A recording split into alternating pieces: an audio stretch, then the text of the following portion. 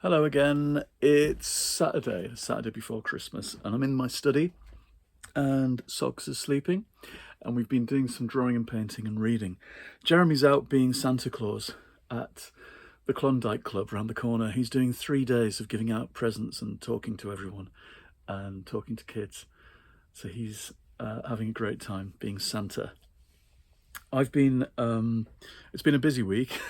I did some pictures of the pantomime. We went to see the pantomime at Saddleworth, near Saddleworth. I forget the name of the theatre, but the company is The Big Tiny, and they're friends of ours. And we went to see Mother Goose, and I was drawing the characters, painting them the next day. And I realised what I want to do next year for the pantomime is go to rehearsals and sit in on things like dress rehearsals and draw from the stalls with my watercolours. I'd love to do that. I suddenly realised. But in the meantime, I did some pictures just of the characters to send them. It's been quite nice using those paints that I got the other week. My Reeves tin, exactly the same as the ones I got as a kid. Extremely nostalgic and useful. I've just done this. This is to illustrate a drawing that I did, a story that I did a few years ago. I don't know if you can see this. About the earliest times I remember about going shopping in Peterlee with my mum and going across the snowy council estate to get shopping, but also Ladybird books from the corner shop. And I wrote this whole story about Peterlee, the new town, in about 1971-72. Just trying out illustrating it in watercolours on lovely heavy paper. It's the kind of thing I do this time of year when I'm not doing work stuff. I start experimenting with future projects and ideas. But mostly, here's Socks, mostly this time of year is about reading my Christmas books. I've talked you through some of the others I've read. I read this the last couple of days, A French Christmas from Vintage. It's the most beautifully packaged book, which was why I bought it when we went to Farsley, that beautiful town in Yorkshire. We went there in about November, had a day out, and discovered their art centre and their lovely bookshop called Truman's. And this is what I bought in that book. I have to tell you, it's terrible. There's maybe 2 good stories in this.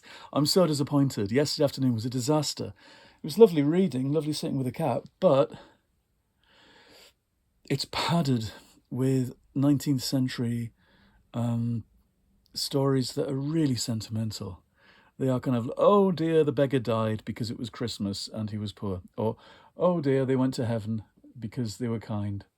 That kind of Christmas tale. And some kind of slightly opaque ones too. There's 1 or 2 that I enjoyed. Like I said, the very first one, which is a recent one, by Jean-Philippe Blondel, The Gift, about the old people. That was good. Christmas at the Boarding School by Dominique Fabre, which is recent as well, about a little boy from Africa who's in a boarding school. And bits of that are quite nice. But I wouldn't recommend it. It's such a shame. I think it's such a beautiful book as well. I wouldn't even really gift that to people either, because I don't know. I think most people I know would have less patience with it than I would. And it puts me off getting the others. They've got this whole series and they look beautiful. Scandinavian Christmas, Italian and German. Whoever's putting them together, who hasn't put their name to it as editor, has let us down, I'm afraid. And I'm not tempted to go and get the others now. In fact, I read a review of one of them, the Italian one, I think, and it said, what depressing stories. Which I'm not averse to. I think a bit of maudlin, melancholy Christmas stuff is good. It counteracts all the upbeat, happy, clappy stuff. One of my favourite clips I've seen online this year is Robert Smith of The Cure. When they were inducted into the Rock and Roll bullshit Hall of Fame, and some bouncy presenter comes up to him and goes, "Hey, are you as excited as I am?" Robert Smith of The Cure. And he went, "By the looks of it, no." And it's such a perfect, very British response in the face of overwhelming, noxious positivity. We flatten that stuff because it doesn't do. And it's not out of some idea of good behaviour. It's just knowing that if you express so much confidence and so much optimism, you are going to land flat on your arse at any point. That's what British people know deep in their hearts. And so a bit of melancholy Christmas stuff is only just to be expected. But you can go too far. Currently, I'm halfway through this from the Women's Press in 1991. The Man Who Loved Presents, edited by 4 people. I'm not sure why 4 people needed to edit it. And some of these are pretty miserable as well, it has to be said. It's a mixture of new people, which is good. They brought in new people to be in this. It's got a kind of Chagall cover. It really is. The whole book is really redolent of the end of the 80s, beginning of the 90s. And I suppose the kind of books I was buying then when I was in my early 20s. There are people like Fiona Cooper and Sarah Maitland, Suniti Namjoshi, and Zoe Fairbairns, who were stalwarts of things like Virago anthologies and Women's Press anthologies. They were in everything, these women. It was a great time, I think, to be particularly a woman writer, because there was lots of feminist stuff going on. There was also queer stuff. I guess we still had the Gay Men's Press at that point. But these things were moving into the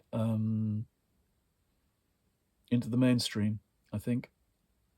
Because here's a story by Maeve Binchy. They've managed to get Maeve Binchy to put a story in this, presumably taking a pay cut. What have I liked? The very kind of 90s feel of some of these. It's the lesbian stories I like. It's because if I wear all this plaid, I'm an honorary lesbian. The story by Bernadette Halpin, It's My Party, about going to a lesbian party, and it's all these women she's been with before, all these exes, and the embarrassment of that.